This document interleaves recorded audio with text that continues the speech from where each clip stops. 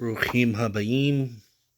Welcome once again. I'm studying more, preparing for Pesach, Arab Pesach, the Seder, the Haggadah, going through Torah sources, and we come through to one part of the Seder where we talk about four brachas, four children, four sons, and one of the sons is Echad Chacham.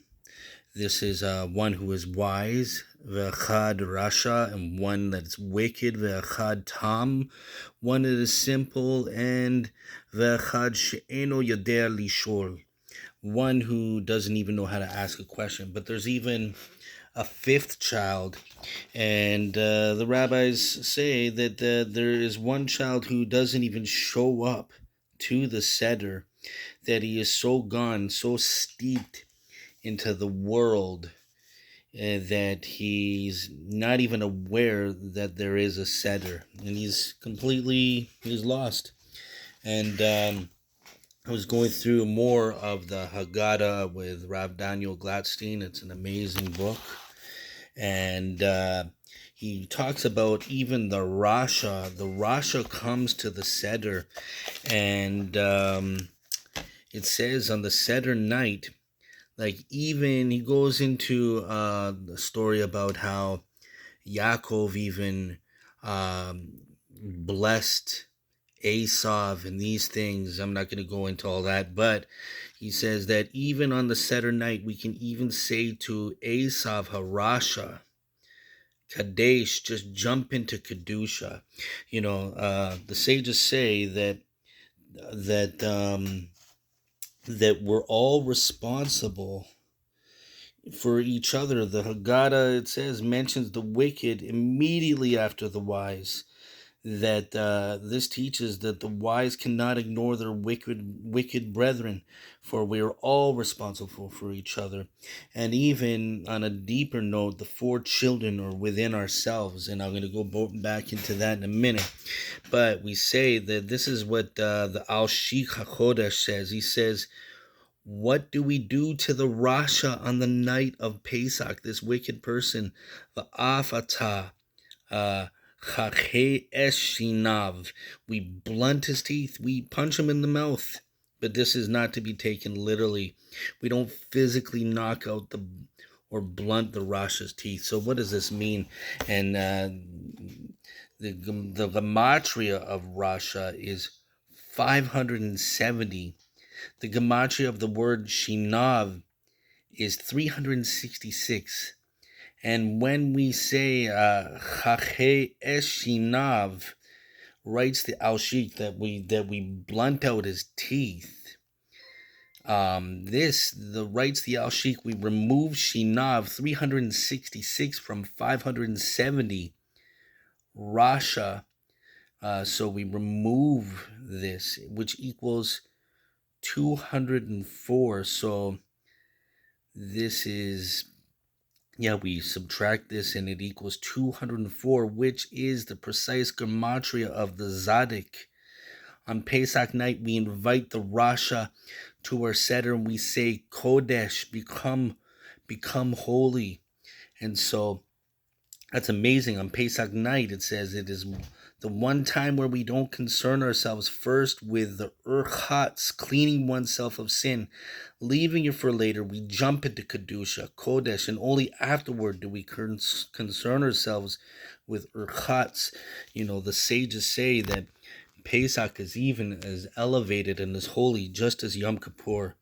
And again here we see that also the four children, the gematria of Yitzhak is 208, which is equal to 4 times the word for child, Ben, which equals 52. And thus Yitzhak embodies all 4 children, the wise, the wicked, etc. Yosef, on the other hand, is numerically the equivalent to 3 times the child, 156. And so this represents an aspect within all of us. And not only that, we have this missing child. I said in the beginning that the missing son, he's so far off the derek that he doesn't even know the Seder's going on. But this is all about transformation, and Rav Daniel Gladstein goes on and he quotes that the Maharal wonders why there is a Chacham at the Seder rather than a Zadik. And he says, after all, the opposite of a Rasha is a Zadik, so a Zadik should be the one of the Arba Banim, one of the four sons, instead of a Chacham. And he says, we need to understand who is the identity of the son who is missing. This is also known as the prodigal son. And the fifth and absent son, he says, is a Zadik. So it looks like he's so far. It looks like he's so far away from holiness, so far away from the Seder that he's stuck in the world, stuck in the Sitra Achra. How can he be the Zadik? And we see this even kind of a parable in the book of Luke, where we see the prodigal son. He leaves his father.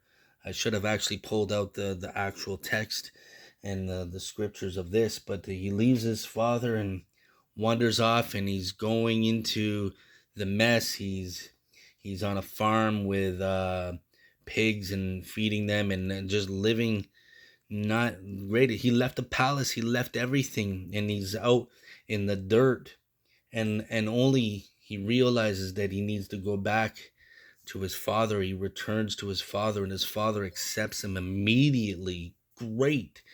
And this is a concept of even Mashiach ben Yosef.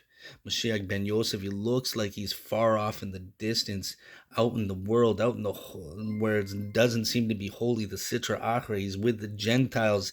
This is Mashiach ben Yosef, who doesn't even, he looks like he's so far off. He looks like he doesn't even observe Torah, but really, he's really a Zadik who keeps the Torah. He's hidden in the fifth son, the fifth, Chamesh. This is alluding to Torah. This is alluding to elevation, and I could go on more, but just giving you little tidbits of what I'm studying here. Hope you enjoy, and just continue. I'm continuing to study. I pray that you all continue to study and take Pesach very seriously. It's a great time to actually do a recital, an actual reenactment of redemption, because redemption is coming.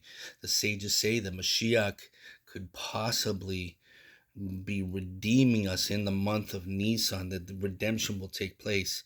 And so may we can continue to strive to elevate, and this gives me such great hope that even the Rasha has a chance to be transformed overnight. It's hard to live holy. It's hard to be a Zadik. It's hard to always be walking on such a righteous path. It's a struggle, at least for me. It's a battle. And so this gives me even hope that if I can just try to elevate and study and get back into Torah and take this time of holiness very seriously, that I can elevate and be lifted up. And may we all do that and continue to do that, to elevate. And so I hope this you enjoyed my video or videos, and may you all be blessed.